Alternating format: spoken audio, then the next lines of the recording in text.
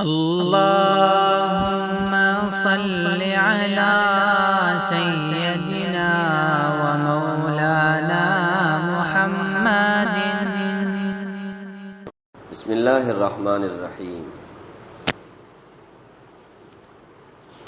تو میں یہ عرض کر رہا تھا، جب روز بروز اسلام کا دائرہ وسیع ہوتا گیا تو مشرکین نے مسلمانوں کے اوپر ظلم اور زیادہ انہوں نے بڑھایا ہے.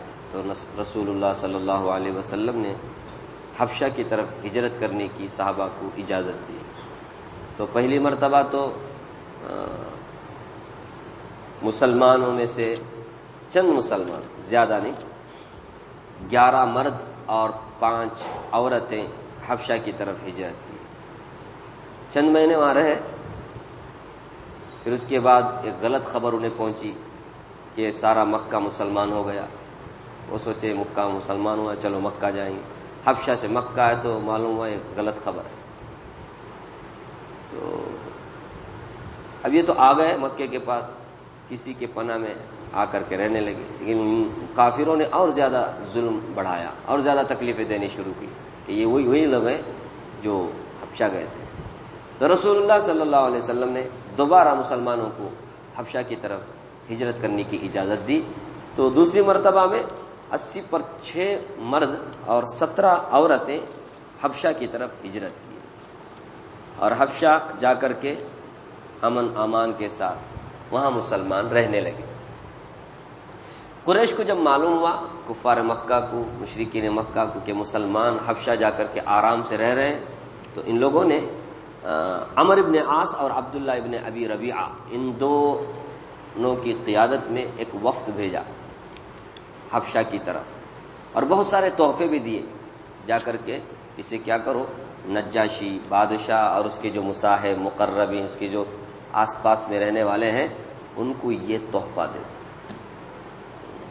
دے کر کے تم کسی بھی طرح ان مسلمانوں کو ہمارے حوالے کر دو، اس پر تم راضی کرو. یہ لوگ گئے تحفے لے کر کے، جا کر کے نذرانہ پیش کیا نجاشی بادشاہ کے. اب نجاشی بادشاہ تک پہنچنے کے لیے پہلے کیا کرنا پڑتا ہے، اس کے قریبی لوگوں سے ملنا پڑتا ہے. لوگوں سے ملا اور کہا کہ دیکھو، ہمارے شہر کے، ہمارے ملک کے کچھ نادان بیوقوف لوگ تمہارے یہاں آئے ہیں اور انہوں نے ایک نیا دین قبول کیا ہے. اگر تمہارا دین قبول کرتے، عیسائیت کو قبول کرتے تو کوئی تو بات تھی. انہوں نے ہمارے باپ دادا کا دین بھی چھوڑا اور تمہارا دین بھی قبول نہیں کیا. ایک نیا دین جس سے تم بھی واقف نہیں، ہم بھی واقف نہیں ہیں، ایک ایسا دین انہوں نے قبول کیا. اس لیے ہمارے جو شرفاء ہیں، ہمارے جو بڑے ہیں، انہوں نے ہمیں آپ کے پاس بھیجا ہے. آپ کسی بھی طریقے سے بادشاہ سے جا کر کے کہو کہ ان کو ہمارے حوالے کر دو، اور بغیر کسی بات چیت کے انہیں کیا کریں، وہ ہمارے حوالے کر دیں. انہوں نے کہا ٹھیک ہے، کوئی بات نہیں، ہم کیا کریں گے، تمہارے آدمی کو تمہارے حوالے کر دیں گے. چنانچہ نجاشی بادشاہ کے پاس یہ لوگ گئے اور یہ جو مصاحبین ہیں، مقربین ہیں، اس کے جو وزراء ہیں، وہ جا کر کے، چونکہ تحفہ ملا ہے نا، ہدیہ ملا ہے، تو لے کر کے گئے. کہا اب دیکھیے پہلے کیا شرط لگانا، بغیر کسی بات چیت کے کیا کریں، کیونکہ بات چیت جب کرے گا نا بادشاہ تو ان کی زبان سے حق نکلے گا مسلمانوں کے، اور جب حق نکلے گا زبان سے تو پھر وہ دل میں کیا کرے گا، اترے گا. اس لیے وہ لوگ چاہتے نہیں تھے کہ بات چیت کے ذریعے سے، پوچھ تاچھ کے ذریعے سے انہیں حوالہ کرے، بغیر پوچھ تاچھ کے کیا کر دے، حوالے کر دے، یہ چاہتے تھے. لیکن جس کا انہیں خطرہ تھا وہی ہوا. جب نجاشی بادشاہ کے پاس یہ لوگ گئے، جا کر کے کہا کہ ایسی ایسی بات ہے، اور مصاحبین مقربین نے بھی حامل ہے، ہاں یہ لوگ وہاں سے بھاگ کر کے آئے ہیں، اس لیے ان لوگوں کو ان کے حوالے کر دیا جائے.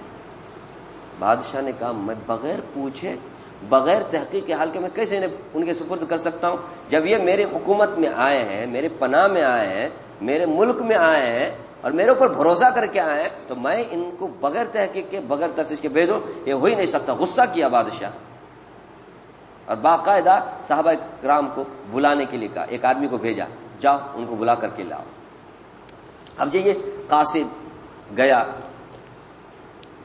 مسلمانوں کے پاس کہ تمہارے کو بلا رہا ہے بادشاہ.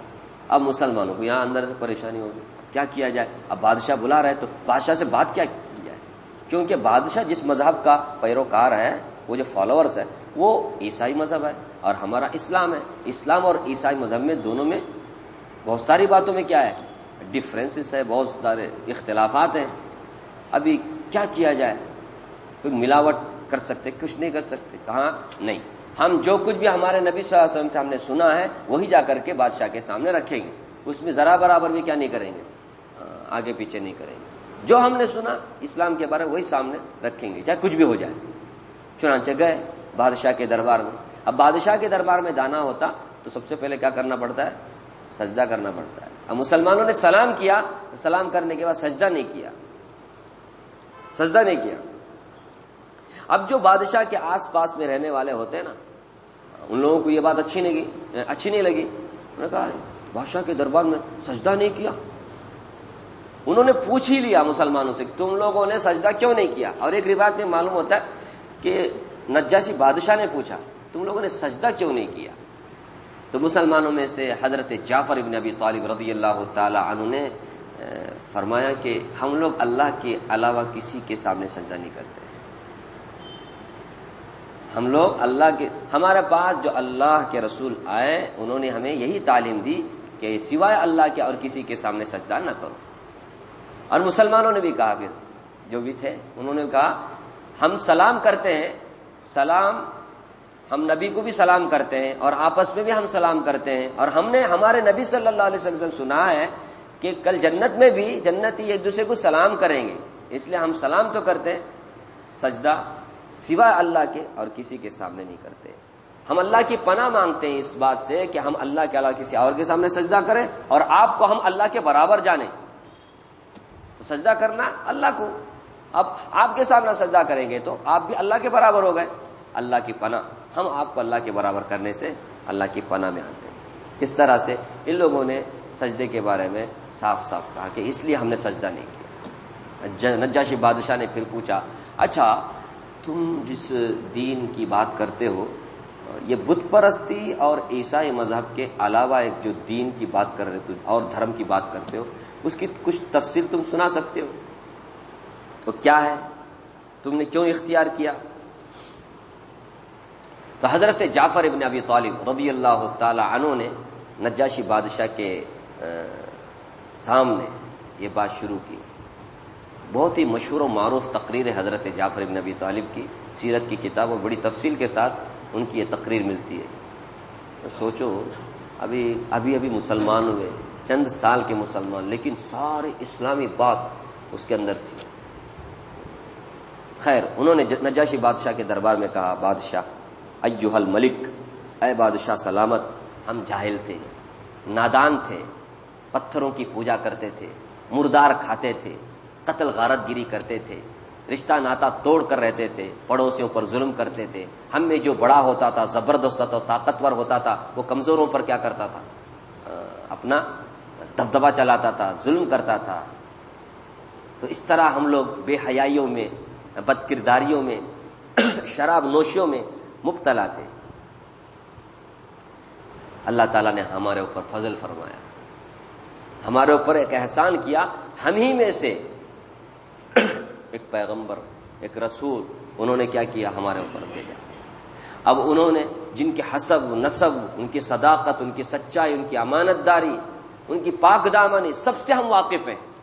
انہوں نے ہم کو آ کر کے ایک اللہ کی طرف دعوت دی اور کہا کہ اللہ کی عبادت کرو، اللہ کے سوا اور کسی کی عبادت مت کرو. انہوں نے ہمیں یہ دعوت دی. اور اللہ کے علاوہ جن کی تم پوجا پاٹ کرتے ہو، بت پرستی، اس سے انہوں نے ہمارے کو روکا کہ یہ سب کو چھوڑ دو، ایک اللہ کی عبادت کرو. اور سچائی، امانت داری، صلہ رحمی، رشتہ داروں کے ساتھ اچھا برتاؤ کرنا، پڑوسیوں سے اچھا برتاؤ کرنا، اس کا انہوں نے حکم دیا. خون ریزی سے، قتل غارت گیری سے، حرام خوری سے، بے حیائی سے، سب سے انہوں نے ہمیں روکا. باطل، ناحق، جھوٹ بات کہنے سے، یتیموں کا مال کھانے سے، مظلوموں پر ظلم کرنے سے ہمیں انہوں نے روکا. اور اسی طرح پاک دامن عورتیں، ان کے اوپر تہمت لگانے سے بھی انہوں نے ہمیں روکا. اور یہ حکم دیا کہ صرف ایک اللہ کی عبادت کرو، اللہ کے سوا کسی کو معبود نہ سمجھو اور کسی کو شریک نہ ٹھہراؤ، نماز قائم کرو، زکوٰۃ ادا کرو، روزے رکھو، ان تمام باتوں کا انہوں نے حکم دیا۔ اس کے علاوہ اور بہت ساری باتوں کو حضرت جعفر ابی طالب نے نجاشی کے دربار میں رکھا۔ اس کے بعد ہم نے کیا کیا، ان کی بات مانی، ہمیں وہ بات اچھی لگی، ہم ایک اللہ کی عبادت کرنے لگے، تمام بری باتوں سے ہم رک گئے۔ اب یہ ہمارے جو شرفا تھے، قریش مکہ، کفار مکہ، ہمارے سردار، ان لوگوں کو یہ بات بری لگی۔ ان لوگوں نے دوبارہ ہم سے کہا کہ وہی بے حیائی کے کام کرو، وہی اللہ کے علاوہ کسی اور کی عبادت کرو، تو ہم لوگ نہیں مانے۔ ان لوگوں نے ہمارے اوپر ظلم ڈھایا، ہمارے اوپر ظلم کے پہاڑ انہوں نے توڑے، ہمیں بہت تکلیفیں دی، جس کی وجہ سے ہمیں رہنا مشکل ہو گیا مکہ میں۔ تو ہم لوگ آپ کے دربار میں، آپ کے ملک میں آئے کہ کیونکہ آپ نرم دل ہیں، آپ خیرخواہ ہیں، آپ آئے ہوئے لوگوں کو کیا کرتے، اس کی خبر گیری کرتے ہیں، آپ ظلم نہیں کرتے، اس لیے ہم آپ کے ملک میں آئے تاکہ آپ ہمیں سہارا دیں اور ہم ایک اللہ کی عبادت اچھی طرح کر سکیں۔ وہاں رہ کر کے ہم نہیں کر سکتے تھے، اس لیے ہم آپ کے پاس آئے۔ صاف صاف کہا حضرت جعفر ابن ابی طالب رضی اللہ تعالی عنہ۔ نجاشی نے کہا کیا تم بتا سکتے ہو کہ جو نبی تمہارے پاس یہ اللہ کا پیغام لے کے آئے ہیں،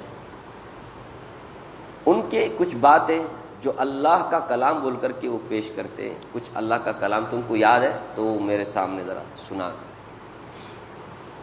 حضرت جعفر ابن ابی طالب رضی اللہ تعالی عنہ نے سورہ مریم کی تلاوت کی۔ اعوذ باللہ من الشیطان الرجیم، بسم اللہ الرحمن الرحیم، کاف ہا یا عین صاد، اس طرح پڑھتے ابتدائی کچھ آیتیں حضرت جعفر ابن ابی طالب رضی اللہ تعالی عنہ نے تلاوت کی۔ کیا کہتے ہیں، نجاشی بادشاہ بھی اور اس کے جو مصاحبین ہیں آس پاس میں رہنے والے، چونکہ وہ عربی جانتے تھے، سب کی آنکھوں سے آنسو نکل آئے، اور روایت سے معلوم ہوتا ہے داڑھی تر ہو گئی نجاشی بادشاہ کا، اس سے معلوم ہے داڑھی رکھتا تھا۔ عیسائی بھی داڑھی رکھتے تھے پہلے زمانے میں، پتہ نہیں ان لوگ کیسے عیسائی ہے اس لیے کہتے ہیں نا یہ سب نام کے عیسائی ہیں، ورنہ مذہبی طور پہ یہ عیسائی نہیں ہے۔ جیسے بولتے ہیں نا خاندانی مسلمان، بس نام کے مسلمان، ایسے نام کے خاندانی، ان کا کوئی مذہب سے، کیونکہ حضرت عیسیٰ علیہ السلام کی جو یہ بناتے ہیں نا، اللہ حفاظت فرمائے، ہم تو زندہ مانتے ہیں ان کو، یہ لوگ سولی پہ چڑھا کر کے رکھے ہیں، ان کو بھی دیکھو داڑھی ہے، تمام انبیاء کا شعار ہے داڑھی، سارے نبیوں نے داڑھی رکھی ہے، کسی نے بھی داڑھی موڑی نہیں ہے، سمجھا نا؟ تو داڑھی تر ہو گئی، آس پاس میں جو بھی بیٹھے ہوئے تھے سب رونے لگے۔ جب حضرت جعفر رضی اللہ تعالی عنہ تلاوت ختم فرما چکے تو نجاشی نے کہا یہ کلام جو انہوں نے پیش کیا اور وہ کلام جو حضرت عیسیٰ علیہ السلام نے پیش کیا تھا، دونوں ایک ہی شمعدان سے نکلے ہیں، دونوں کا سرچشمہ ایک ہی ہے، کوئی ڈفرنس نہیں ہے۔ اور قریش کا جو وفد آیا تھا لے کے جانے کے لیے مسلمانوں کو، ان سے صاف کہا کہ میں انہیں تمہارے سپرد نہیں کر سکتا، جاؤ یہاں سے، صاف کہا، کوئی چانس نہیں اب ان کو میں تمہارے سپرد کروں، نہیں ہو سکتا۔ اب کیا کرتے، نامراد ناکام ہو کر کے یہ دونوں، عمرو ابن عاص بھی، عبداللہ ابن ابی ربیعہ بھی نجاشی کے دربار سے نکلے، لیکن ہارے نہیں۔ عمرو ابن عاص نے کہا کہ کل میں ایسی بات کروں گا بادشاہ کے پاس کہ بادشاہ انہیں مار ہی دے گا، انہیں واپس کرنا تو دور کی بات، چھوڑے گا ہی نہیں، ہلاک کر دے گا، ایسی بات میں بادشاہ کے سامنے کروں گا۔ اب عبداللہ ابن ابی ربیعہ جو ساتھ والا تھا، انہوں نے کہا کہ ایسا کیوں کرتے ہو یار، اس میں سے کتنے کے لوگ ہمارے رشتہ دار ہیں، برابر دھرم ان کا الگ ہے ہمارا الگ ہے، لیکن رشتہ ناتا بھی تو ایک چیز ہے، ہم تو ان کو لینے کے لیے آیا، اب تم ایسی بات کرو گے تو یہ لوگ مر جائیں گے، تو پھر اچھا نہیں، ایسی بات مت کرو۔ انہوں نے نہیں مانا، نہیں میں بول کر رکھے رہوں گا، کل بادشاہ کے سامنے ایسی بات بولوں گا کہ ضرور بھی ضرور بادشاہ انہیں سخت سزا دے گا، چھوڑے گا نہیں، چنانچہ دوسرے دن جب ہوا تو بادشاہ نجاشی کے پاس جا کر کے اب عمرو ابن عاص نے کہا یہ لوگ حضرت عیسیٰ علیہ السلام کے بارے میں بہت سخت بات کرتے ہیں، ان کی بڑی گستاخی کرتے ہیں، چاہے تو آپ پوچھ لو حضرت عیسیٰ علیہ السلام کے بارے میں جو آپ کا ماننا ہے نا اس کے بالکل ڈفرینس یہ لوگ مانتے ہیں، عیسیٰ علیہ السلام کی بڑی گستاخی کرتے ہیں لوگ، بلا کر کے پوچھو۔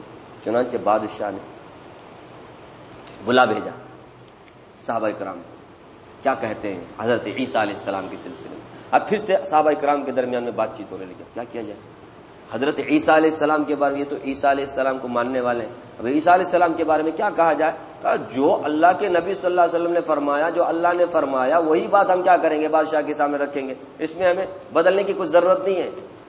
چنانچہ دربار میں آئے، پوچھا حضرت عیسیٰ علیہ السلام کے بارے میں تم کیا جانتے ہو، کیا کہتے ہو؟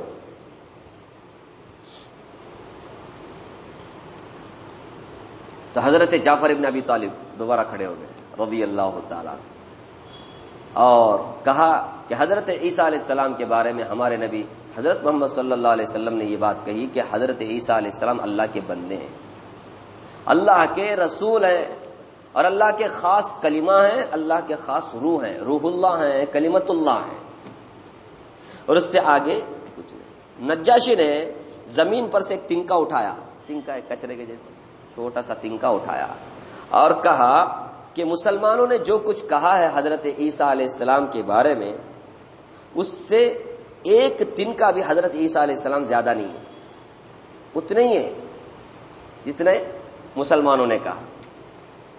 اب یہ بات آس پاس کے جو عیسائی تھے نا اس کے آس پاس میں ان کو پسند نہیں آئی، انہوں نے ناک بھون چڑھایا۔ تو نجاشی نے کہا تم چاہے کتنا بھی ناک چڑھاؤ، آنکھ چڑھاؤ، لیکن میں اپنی بات پہ قائم ہوں، حضرت عیسیٰ علیہ السلام اس سے زیادہ نہیں۔ دیکھو اس کے بعد اس نے اور بھی بہت سارے باتیں کہی ہیں، اگر مجھے موقع ہو تو میں جاؤں گا، جا کر کے ان کے پیر چوموں گا۔ حضرت رسول اللہ صلی اللہ علیہ وسلم یہ سچے رسول ہیں، یہ وہی رسول ہیں، یہ وہی کلام ہے جو حضرت عیسیٰ علیہ السلام نے بشارت دی تھی کہ آخری میں ایک نبی آئیں گے جن کا نام احمد اور محمد ہوگا، یہ وہی رسول معلوم ہوتے ہیں۔ اگر مجھے موقع ملے، میں چونکہ مصروف ہوں، مجھے موقع ملے تو میں جا کر کیا کروں۔ چنانچہ وہ مسلمان ہوئے غائبانہ طور پہ، مسلمان ہوئے حضرت نجاشی، اور صاحب کہا کہ میں اب اس کیا کہتے ہیں مسلمانوں کو تمہارے سپرد نہیں کروں گا، چاہے کچھ بھی ہو جائے، اور سارا جو تحفہ رشوت نہ وہ سب لے کے آئے تو سب واپس کر دیا، اور کہا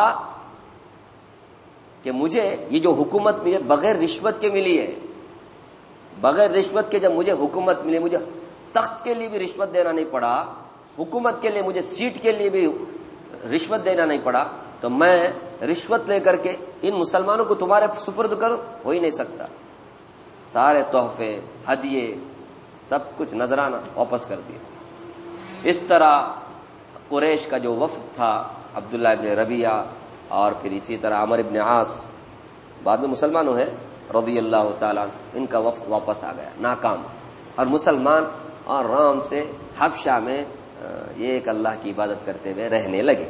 اس کے بعد کا ایک مرحلہ بھی ایسا آیا کہ ڈائریکٹ وہاں سے حبشہ سے مدینے کی طرف جب معلوم ہوا حبشہ کے مسلمانوں کو کہ رسول اللہ صلی اللہ علیہ وسلم مدینہ ہجرت کیے، تو کچھ لوگوں نے تو ابتدائی دنوں میں ہی ہجرت کی، اور کچھ لوگ 7 سن ہجری تک حبشہ میں تھے، 7 سال تک، یعنی مدینہ ہجرت کرنے کے بعد بھی بعد میں 7 سن ہجری میں حضرت جعفر بن ابی طالب رضی اللہ عنہ کی قیادت میں وہ بڑی جماعت ہجرت کر کے پھر سے مدینے کی طرف آئی۔ اس طرح ان مسلمانوں نے ڈبل ہجرت کی، حبشہ کی طرف بھی، پھر حبشہ سے مدینے کی طرف۔ ہجرت کا ایک ہی مقصد تھا، ایک اللہ کی عبادت ہمیں کرنا ہے۔